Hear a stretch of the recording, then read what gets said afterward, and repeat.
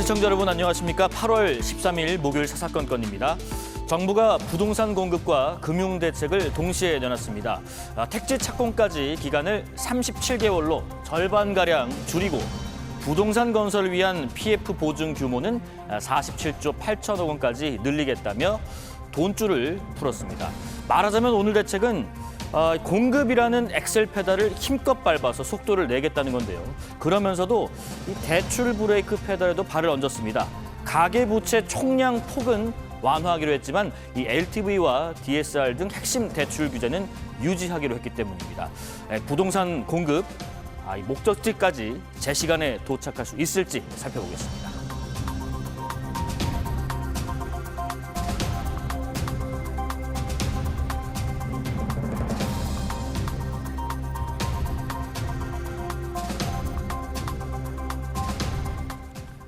전문가 두 분 모셨습니다. 한성대 경제부동산학과 권대중 석좌 교수 그리고 토지자유연구소 남기엽 소장입니다. 어서 오십시오. 안녕하세요. 안녕하십니까. 잠깐 좀 정리를 해드리고 두 분 의견 좀 듣겠습니다. 일단 정부가 수도권에 23만 호 플러스 알파를 추가 공급하기로 했는데 이게 어떤 구조인지 좀 보겠습니다.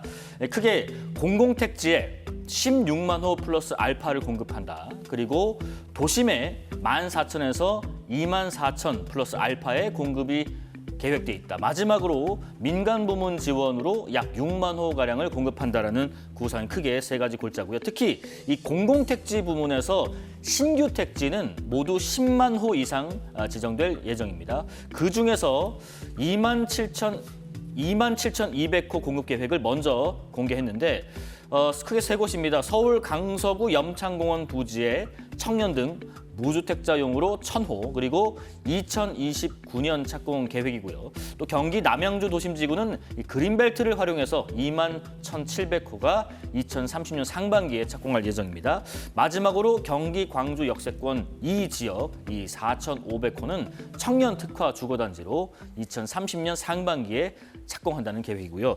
나머지 73,000호 플러스 알파 후보지는 연내에 추가 발표한다는 예정입니다. 그리고 기존 공공택지 조기화와 용도 전환 방침도 함께 밝혔습니다. 그것도 같이 보시면 3기 신도시를 포함해서 상업 업무 용지를 주택 용지로 약 3만 호를 전환한다는 계획인데 구체적으로는 고양 창릉을 포함해서 군사시설 보호구역 완화 그리고 추가 공공택지 행정 절차 기간을 줄여서 착공 시기를 앞당기겠다는 계획입니다. 권 교수님께 먼저 여쭤볼게요. 지금 저희가 쭉 설명드렸는데 네. 이게 특히 눈에 띄는 게 뭐를 어디에 얼만큼 공급하겠다라는 것만큼이나 공공택지 발표 후에 이 착공까지 걸리는 시간을 줄이겠다. 네.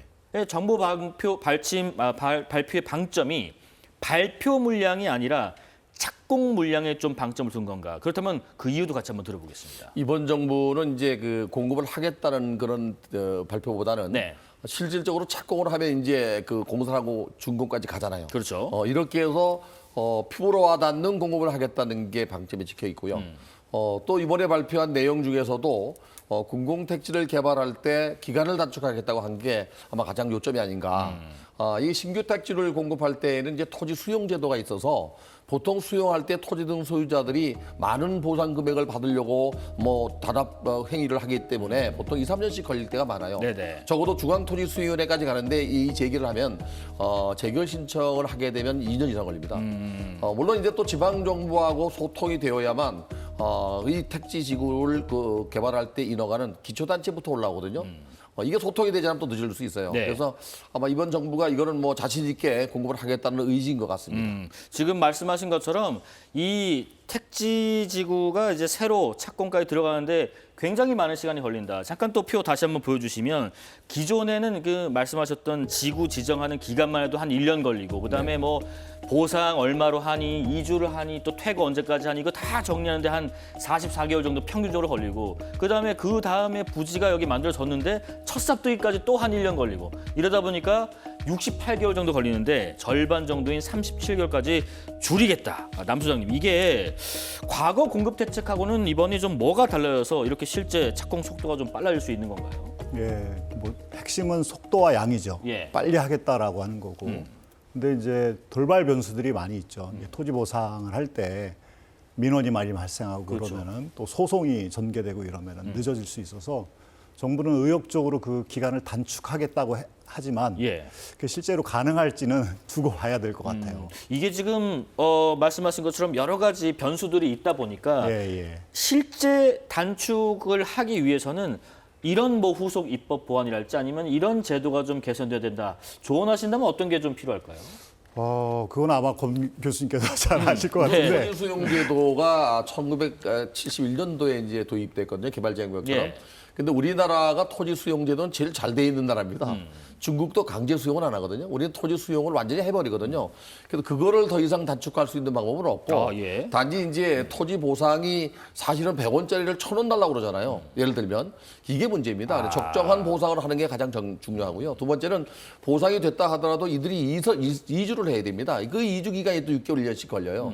그리고 또 한 가지 이제 그거를 도시계획, 토지이용계획을 짜서 인허가 절차를 밟는 게 또 한 이게 1년 걸려요. 그래서 이거를 동시에 갈 수 있는 방법을 한번 정부가 좀 고민하는 것 같아요. 네, 보상과 이주 퇴거까지. 네, 네. 병행이라는 말을 이제 썼죠. 네, 그래서 이제 동시에 보상을 하겠다. 해주면서 이주를 동시에 하는 예. 돈 받자마자 나갈 수 있게 네. 이런 거를 아마 좀 고민한 것 같고요. 그러면서 토지 이용 계획은 이주하기 전에 이미 미리 짜는 것 같아요. 그래서 이 토지를 그 주택용지나 상업용지나 업무용지를 이미 토지 이용 계획 자체를 먼저 짜놓고 저 사업 시작을 하는 것 같아요. 그러면 좀 많이 짧아지죠. 예. 저는 이제 이 속도와 양보다 중요한 게 어떤 주택을 공급할 거냐. 또 이제 8.3 대책에서 이제 세제를 발표했잖아요. 근데 세제 대책을 연관해서 살펴보는 게 중요한데 예. 왜냐하면 같이 작동하니까 결국에는 이 공급을 빨리 하겠다, 양을 늘리겠다라고 하는 거는 매매가하고 또 전세가하고 월세 가격을 안정시키겠다는 거잖아요. 그 목표를 이룰 수가 있을까? 거기에 저는 굉장히 부정적인데 일단 세제 정책은 강남의 초고가 주택은 많이 눌러놨어요. 예. 약세로 돌아섰죠. 근데 이제 15억에서 35억 사이의 1주택 거주자들에 대해서는 기대 수익률을 높여놨어요. 예. 그런데 이제 세세하게 보면은 네. 또 대출 규제를 또 완화한 게 있거든요. 그럼 그 수요는 또 어디로 갈까? 그러니까 덜 똘똘한 한 채에 대한 수요의 어떤 소구 예, 그 부분이 예. 또 어디로 갈 것인가. 하는 예, 부분들. 기대 수익률이 높아졌기 때문에 그러니까 세제하고 같이 보게 되면 정부가 그냥 공급을 많이 늘리려고 하는 게 능사가 아니라 결국엔 가격을 안정시키겠다라고 하는 게 목표라면 네. 지금 세제와 같이 연동해서 보자면 그 목표를 이루는 데는 굉장히 어려울 것 같고 오히려 그 금융 규제를 완화하는 부분이 있지만 물론 네네. LTV, DSR이나 이런 규제는 철저히 가져가겠다고 하지만 이제 좀 더 열어두겠다는 거 아니겠어요? 그리고 또 이제 PF, 부실 PF를 사실 구조조정을 해야 되는데 그것도 연장을 시켜버렸단 그렇죠. 말이에요. 예. 이 기회에 좀 건설업계에 민원이 들어온 것 같기도 하고 제가 보기에는 네. 그러면서 너무 공급의 그 양과 속도에 매몰되다 보니까 네. 제대로 된 대책이 좀 안 나왔다. 제대로 된 대책이라면 사실 공급에서 중요한 거는 저렴한 주택이 공급이 될 거라고 확신이 들면 기다릴 수 있잖아요. 근데 이제 공급의 양은 얘기했는데 얼마나 저렴한 주택이 공급될지 아니면 공공임대 주택이 많이 공급이 되면 월세 시장도 안정이 되잖아요. 그거에 대해서 좀 이렇게 종합적으로 유기적으로 발표를 해야 되는데 그런 면에서 굉장히 아쉬운. 네, 그래서 좀 저는 개인적으로 많이 걱정이 되는. 어떤 주택이 공급되는지에 대한 부분이 좀 부족한 것 같다라는 일단 예. 총평을 저희가 들어봤고 차근차근 하나 또 짚어보겠습니다. 권 교수님, 근데 이제 이게 어쨌든 2030년까지 실제 착공 확정 물량이 12만 호 플러스 알파인데 네. 요 정도는 시장에 어느 정도로 의미가 있는 숫자로 보세요? 만약에 착공이 이루어진다 그러면은 1기 신도시 분당을 비롯한 5개 신도시가 89년 90년도에 입주할 당시에 29만 2천 가구입니다. 일기 신도시가 29만 정도. 그게 거의 3분의 1이 넘잖아요. 예. 상당한 양입니다. 12만 호 정도. 근데 그게 90년, 91년부터 공급이 되면서 97년까지 하향 안정세를 갔습니다. 우리가 그래서 부동산 전문가들이 물량의 장수 없다는 얘기를 하잖아요. 정부가 지난해 9월 7일 날 발표했던 135만 호, 금년도 1월 29일 날 발표한 6만 호, 이번에 발표한 물량까지 합치면 어마어마한 양입니다. 예. 근데 이거를 과연 임기 내에 할 수 있느냐? 그거는 불가능하다고 봐요. 저는 이번에 나온 대책도 이재명 대통령 재임 기간 동안의 입주까지는 불가능하고 그럼 착공은 하겠느냐? 착공도 저는 절반도 못할 거라고 봐요. 그 그래요? 이유는 아까 말씀드린 대로 토지 보상이 벌써 한 2년 갈 거고, 뭐 거기다가 또 뭐 토지 이용 계획 짜고 인허가 내는 게 또 한 2년 가면 이미 끝나잖아요. 그런데 이제 정부는 그래도 우리 소장님 말씀대로 미래에 이런 주택이 공급된다는 시그널을 주면 시장이 안정되지 않겠나라고 보는 것 같아요. 네. 그런데 시장은 좀 다릅니다. 당장 들어갈 주택이 없으면 전월세 가격이 올라가고요. 네. 당장 구입할 주택이 없으면 매매 가격도 올라가거든요. 전월세 가격의 상승 압력은 매매 가격으로 이어질 수밖에 없는데 이번에 그 전체적인 그 물량 공급이나 또는 여러 가지 규제 완화는 긍정적으로 평가할 수 있는데 제가 볼 때는 정말 중요한 알맹이가 빠졌다. 단기 주택 공급 정책이 없는 단기 겁니다. 정책. 네. 예. 그러니까 당장 들어갈 집을 빨리 만들 수 있는 방법은 결국에 김윤덕 장관께서도 지난번에 말씀하셨는데 비아파트에 대한 활성화를 얘기하셨는데 방법을 내놓지 않았어요. 이번에도 그냥 뭐 규제 완화해서 4층을 5층 짓게 하고 또 뭐 일조권도 그냥 5층까지 짓게 하고 금융도 지원한다고 했지만 그럼 과연 그걸 누가 살 것인가? 5평, 10평, 15평 소형은 무주택자나 또는 그 청년들이 만약에 그 집을 사거나 또는 신혼부부가 사게 되면 지금 이제 이번에 발표했던 22만 호 같은 게 전부 공공택지잖아요. 네. 공공택지는 분양가 상한제가 적용돼서 저렴하게 분양합니다. 이거를 분양받을 수가 없게 돼요. 예. 왜냐하면 가점제를 적용할 때 가점제는 85점 만점에 주택 청약 통장 가입 기간, 무주택 기간 또 한 가지는 부양 가족수입니다. 근데 무주택이 아니잖아요, 이게. 그래도 분리할 수 있어요. 그러나 천만다행으로 내년 말까지는 60제곱미터 이하의 비아파트를 구입하는 경우에는 주택수에서 배제돼 있습니다. 네. 그리고 만약에 그 청년이나 신혼부부나 또는 무주택자가 안 산다면 누가 살 것이냐? 기존 주택자가 사게 되면 세제 강화가 돼 있어서 이게 다주택자로 분류됩니다. 다시 말하면 지금 현재는 12억이지만 14억까지 늘리게 되면 비과세 요건이 14억까지는 일가구 1주택 비과세 요건이 있어요. 그럼 80% 거주와 보유를 따져서 양도세를 감면하면 그 14억 되는 게 시가 한 20억이라면 양도 차익에 대해서 80%를 감면하고 20%만 내면 되는데 네. 5평, 10평짜리 사는 순간 오히려 여기 투기과열지구나 조정대상 지역에서는 양도세에 대한 양도 차익에 대해서 최고 세율이 6에서 45%거든요. 거기에 지방세율 10%를 강하면 71.5% 양도세를 내야 되는 문제가 나와요. 그러면 이 양도도 안 사겠죠. 네네. 그래서 제가 그 국민과의 대화에서 똑같이 그렇게 말씀드린 게 이 비아파트 부분에 대한 수요를 증가시켜야 공급은 는다. 정부가 금융 지원이나 또는 규제 완화를 해서 공급하라고 해도 수요가 없으면 안 산다. 이 대책이 좀 빠진 것 같아서 아쉬워요. 예, 잠깐만요. 지금 정리 좀 네. 할게요. 일단 권 교수님 말씀은 이번 대책에서 뭐 중장기 착공 시점을 빨리 하는 것들 그리고 신규 택지에 대한 대책은 나와 있습니다만은 지금 당장 단기 대책에 대한 공급의 계획이 좀 빠져 있는 부분이 아쉽다고 하셨는데 그러면 이렇게 좀 여쭤볼게요. 지금 공공택지 말고도 뭐 용산 국제업무지구랄지 뭐 태릉 CC랄지 아니면 국군 방첩사 부지랄지 이런 기존에 거론됐던 부지 이 개발에다가 도심 공공주택 정비 사업 계획도 반영돼 있는데 그런데 이런 통계가 있더라고요. 서울만 놓고 보면 공공택지보다 재개발 재건축이 뭐 그래서 그런지 더 중요해 보이기도 합니다.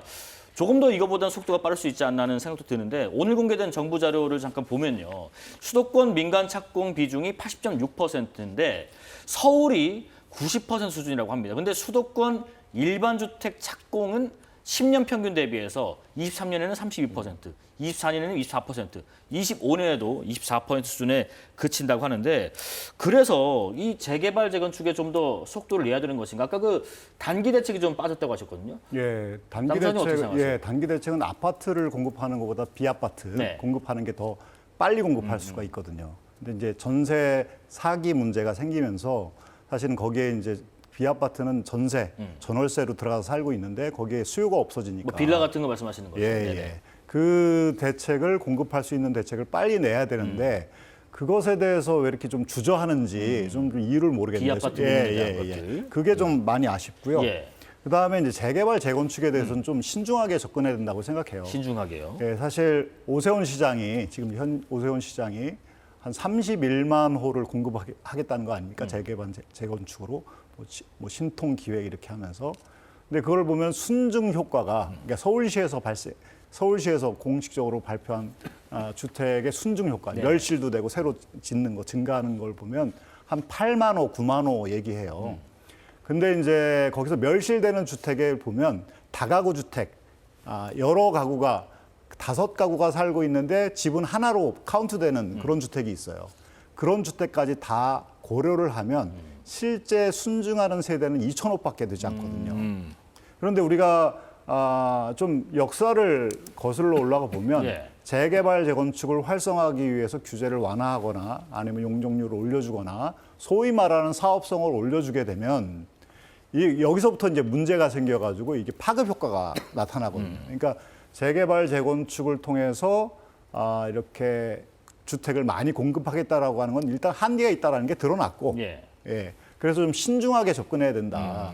오히려 권 교수님 말씀하시는 그런 비아파트에서 좀 더 많이 공급할 수 있는 방법을 빨리 찾아서 얘기해야 되는데 네. 그게 이제 신속하게 공급할 수 있으니까 전월세 시장도 안정지킬 수 있고 그리고 새로 공공택지에 공급하는 그다음에 그 뭐 민간 토지를 수용할 필요가 없이 이미 공공의 토지에서 공급하는 주택에 대해서는 얼마에 공급하겠다. 예. 저렴하게 공급하겠다. 가능하다면 그 저렴성이 유지되는 게 좋죠. 로또가 되는 게 아니라 그런 어떤 구체적인 계획을 발표를 하면 저는 이렇게 패닉 바잉이라 그럴까요? 앞으로 계속 올라갈 것 같아. 없을 것 같아. 저렴한 주택이 나오겠는데 예. 라고 하는 기다리는 수요 계층도 생길 수 있고 당장은 비아파트로 들어가서 살 수 있도록 또 배려해주고 이렇게 해서 좀 종합적으로 가야 되는데 양을 채우는데 좀 너무 좀 혈안이 돼 있는 느낌이 많이 들었어요. 공공택지든 뭐 도심이든 신규 택지 말고 재건축 재개발도 속도가 지금 기다리기가 좀 버겁고. 그런데 이번에 내놓은 예. 것 중에서 긍정적인 게 있습니다. 재건축 같은 경우는 동의율이 70%거든요. 네. 근데 재개발은 동의 받기가 더 어려워요. 맞벌이도 많고 하기 때문에. 근데 이게 동의율 말씀하시는 75%였어요. 거죠? 네네네. 그 70% 내렸습니다. 네. 이건 매우 좋은 정책이고요.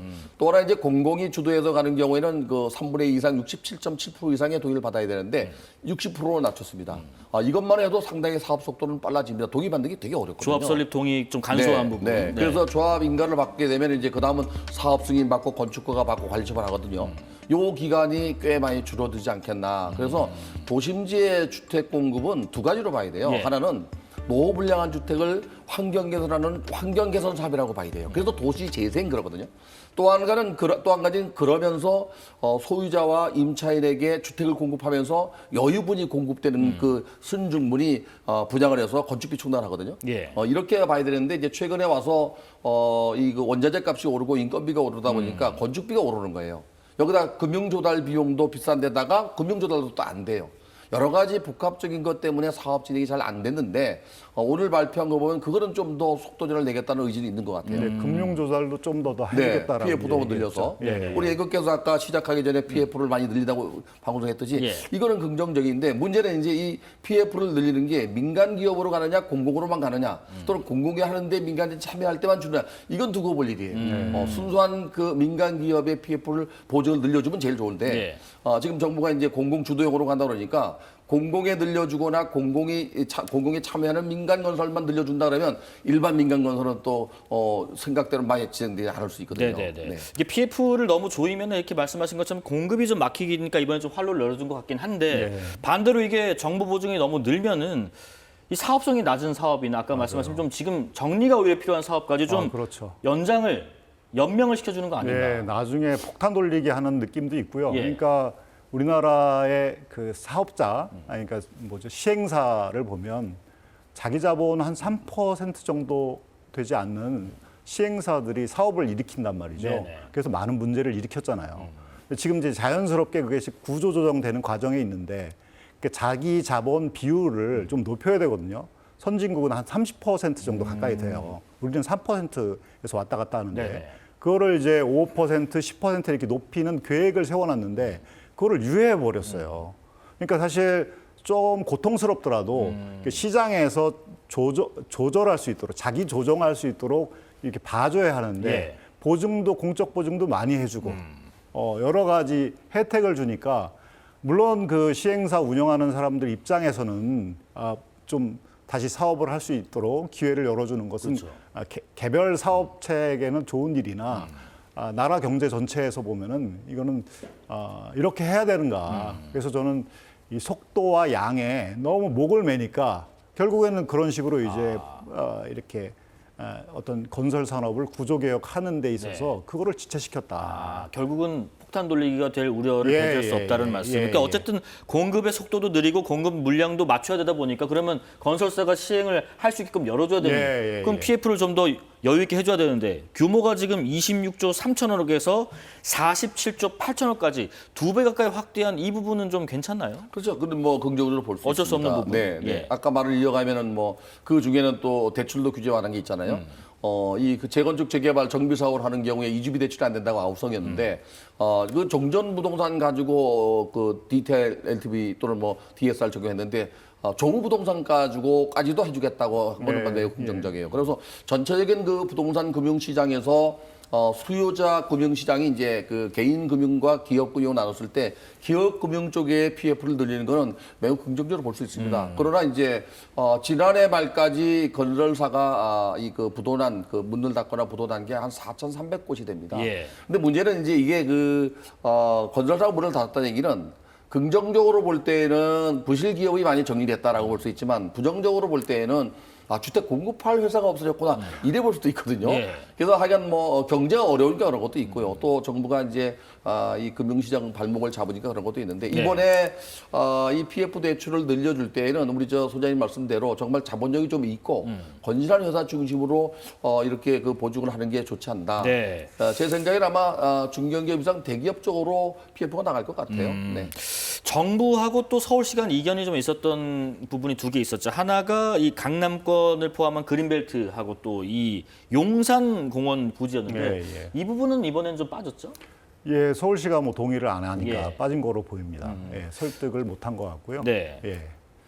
여기에 대한 그 투자 계획이 향후에 서울시의 동의가 있어도 뭐 법상 어려운 부분도 있고 하던데 이 부분은 좀 그린벨트 어떻게 제도 풀어가야 역시 될까요? 마찬가지 71년도에 도입된 예. 법률인데요. 이게 개발 제한 구역이라고 우리가 얘기를 하는데 강남 지역의 일부를 개발할 때 이 그린벨트 제도의 목적이 있습니다. 이거는 도시의 무분별한 확산을 방지하고 난개발을 막으면서 녹지를 보존하는 차원이거든요. 네. 근데 지금 이미 개발 제한 구역이 훼손된 지역이 많이 있어요. 녹지가 없고 공장이나 뭐 잡종지처럼 버려지거나 농지로 쓰는 경우는 개발이 가능한데 그런 쪽은 거의 개발이 다 끝났어요. 남아 있다 그러면 뭐 수서 역세권 뒤편 일부가 남아 있고요. 네. 또 그 성남 가다 복정동 오른쪽에 일부가 남아 있는데 거기는 또 항공고도 지역에 제한됩니다. 서울공항 때문에. 그러니까 높이 제한도 제한받고. 그 이외의 개발 제한을 그 해제할 때에는 서울시도 반대하는 이유는 바로 그런 것 같아요. 예, 도심 녹지. 이 그린벨트를 유지하는 나라가 많지는 않지만 우리는 잘 보존되고 있었거든요. 네네. 용산 어린이 공원 같은 경우는 저는 주택을 공급하는 게 저는 맞다고 보는데. 공급하는 것이 예, 바람직하다. 거기다 맞다고 보는데. 근데 이제 용산에 보면은 그 주택을 엄청나게 계속 공급해 왔거든요. 그동안 10년 사이에.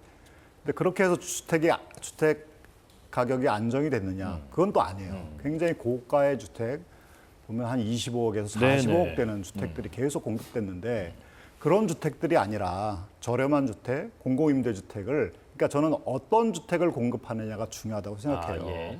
예, 그냥 주택을 많이 공급하겠다라가 아니라 어떤 주택을 공급할 거냐, 저렴한 주택을 공급할 거냐, 그리고 공공임대주택을 역세권에 그렇게 좋은 지역에 그 저렴하게 그 주거 비용이 저렴한 공공임대주택을 계속해서 꾸준히 공급할 거다라고 하는 사인을 주는 게 중요한데 뭐 용산은 당연히 그렇게 가야 된다고 생각하는데 하여튼 다른 지금 공급 계획도 예. 그 내용이 빠져가지고 저는 좀 많이 아쉽다 싶습니다. 그 재건축 재개발에 있어서 한 가지만 더요. 이제 용적률을 좀 풀어주는 대신에 공공기여 받는 방식 이거는 좀 사업성을 높이는데 좀 충분한가요? 도움이 됩니다. 도움이 돼요. 지금까지 이제 정비 사업을 하는 과정에 법정 용적률이 있고 허용 용적률이 있습니다. 그 허용 용적률을 올려줘서 기존의 용적률보다 더 많이 짓게 되는데 조건이 두 가지가 있습니다. 이 재개발 사업을 하는 경우에는 이제 증가되는 용적률의 일정 부분을 공공기여하게 돼 있습니다. 네. 근데 이제 더 올려주면 더 많이 해야 됩니다. 네.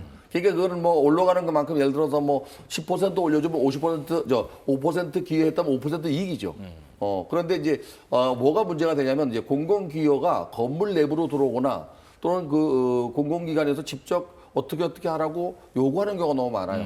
예를 들면 모 아파트 단지 같은 경우는 한강변에 임대 아파트를 설치해라. 근데 내가 내 집을 짓는데 왜 좋은 자리에 임대 짓느냐? 나는 내가 먼저 짓고 주겠다. 이렇게 해서 이제 갈등이 생겨서 못 가는 경우도 있고요. 그래서 네. 공공기여 부분 문제는 그 조합 측과 충분한 소통이 있는 상태에서 이루어져야 될 것 같고 또 하나 이제 증가되는 용적률의 상당 부분을 임대주택으로 공급합니다. 재개발 사업 같은 경우는 법으로 17% 이상 또 21% 이렇게 공급을 하는데 서울은 21% 정도 공급합니다. 예. 그런데 여기에 임대주택을 지을 때 임대주택을 살고 있는 사람 그 수 이상 지어야 됩니다.